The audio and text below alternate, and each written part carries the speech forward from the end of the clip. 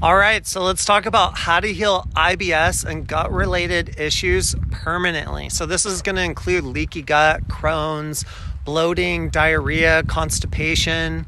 And basically when you heal the gut really well, you're going to be healing all the gut-related issues a lot of the time. So I've worked with thousands of people on this. I love working with people on this. I healed it myself in the past, and there's a lot of things I've seen work. I'm going to explain what I've seen work, heal it sustainably. So you can heal it naturally so much of the time, far majority of the time, so don't lose hope. Number one, lab testing. So for lab testing, we want to test, not guess. And so we have peer-reviewed scientific studies showing what is working the best with lab testing and testing your blood for every major system in your body, so we know what the root cause of the issue is. Number two, have a customized protocol. This is key. You're going to need a different protocol than anyone else. Making sure you're working with a practitioner one-on-one for a really complicated situation like this is really important. Having a practitioner that's really looking at what is shown to work best with these studies is super important. Next up, we got deficiencies.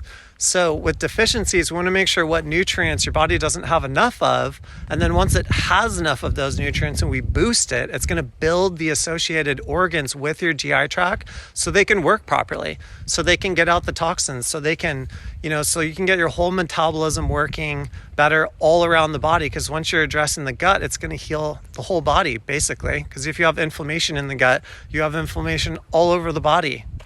Far majority of the time anyways, especially with leaky gut.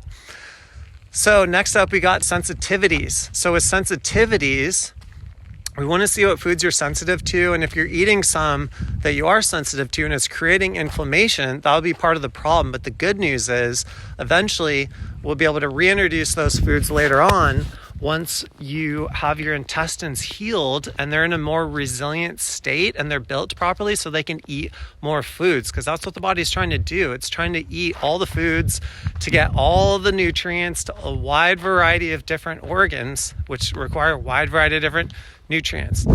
So next up, we got toxicities. So if you have toxins in the body, the good news is we can get rid of toxins far majority of the time. It could be worms, parasites, bacteria, fungus, mold, heavy metals.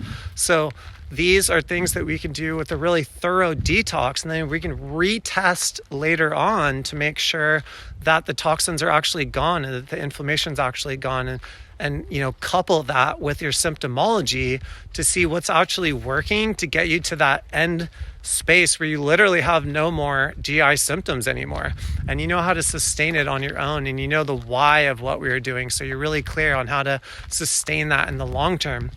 Finally, we got mindfulness and trauma release. And PTSD release. So sometimes these are playing into gut-related issues, but the good news is there's so many different methods out there to try, and it's just a question of customizing it to yourself. This is also something I work with on people because I've had a lot of success healing trauma and PTSD in the past with myself, and I've had a number of past clients that had crippling PTSD and other things, and we healed it naturally. So this is something else I work with people on. So I basically work with people one-on-one with all these things. If anyone wants a free consult so you can feel heard and helped, just let me know. I'm happy to just click the link below. Again, I'm Luke Wells. I'm a functional medicine practitioner and lab specialist. And thanks for continuing the conversation down in the comments, guys.